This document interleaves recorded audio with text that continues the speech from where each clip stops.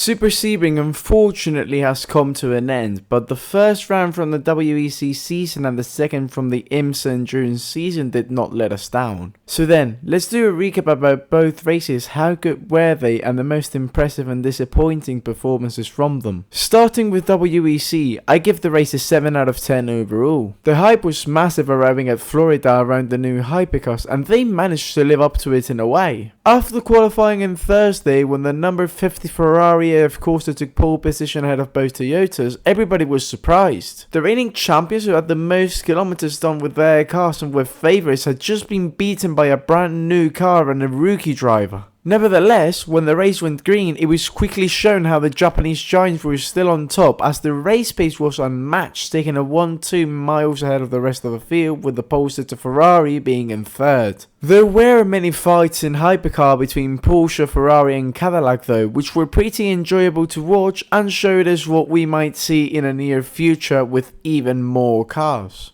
A car I expected to be there and wasn't, however, was Peugeot. The French team, who had done a 24 hours endurance test over the winter, had improved the reliability issues, didn't even make the start with both of the cars, as the number 94 Peugeot pulled to the pit lane with an engine issue. It wasn't the only car with issues for them though, as the number 23 also had issues, this time with the gearbox, similar to what happened to them at Bahrain. We weren't even halfway in and both of them had already been discarded from the fight. Another disappointment was Glickenhaus, who even with a lot of mileage couldn't beat the new Vanwall hypercar. The Americans were simply off the pace all week long and nowhere near anybody. In the other hand though, Vanwall was quicker than expected and they managed to nearly make the whole race with no issues, which is pretty impressive to say the least for a team with so little resources. We then have LMP2, which had a clear leader, this being the number 23 United, up until they hit trouble and had to pull aside and thus retired. This then became a fight for the win between three different cars: the number 22 United, the number 48 Jota and the number 63 Prema. It came down to the last 5 minutes between Jota and Prema, but unfortunately for the Italians, Bortolotti, who was driving the car at the time, had to pull in for a splash and dash which was less than 5 minutes ago. This was truly heartbreaking, at least to me since I am a Prema 63 fan. The number 48 then took the checkered flag first and managed to win in their first race, but they weren't the most impressive team up there. Personally for me, the number 63 takes that merit because with just one LMP2 race between Kvyat, Bortolotti and Pin, the trio impressed me for good with their race pace. Mostly it was Pin, since she is the driver with the least LMP2 out of the three and she is the lowest rated in her license, yet she managed to be equally as strong as them. Their comeback as well adds up for a superb weekend.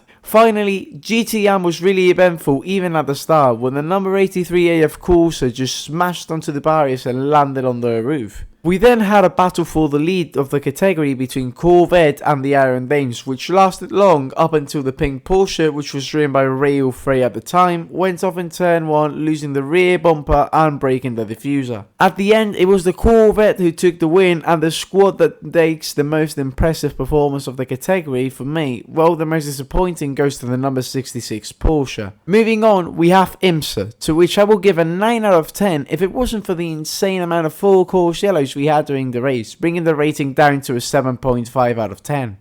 The battle in the GTP category was just immense, even with the BMW being right in the mix at times, making it twice as fun. The ending made it bittersweet, however, as the number 10 WRT Andretti took both Porsches out, making it just 2 GTPs at the finish. Firstly, the number 31 Cadillac and then the number 25 BMW, making it the first podium for the M Hybrid. LMP2 was great as well, with the amazing performance from the number 8 crew as they went on to take the win, and while you might think, oh of course they just won the race.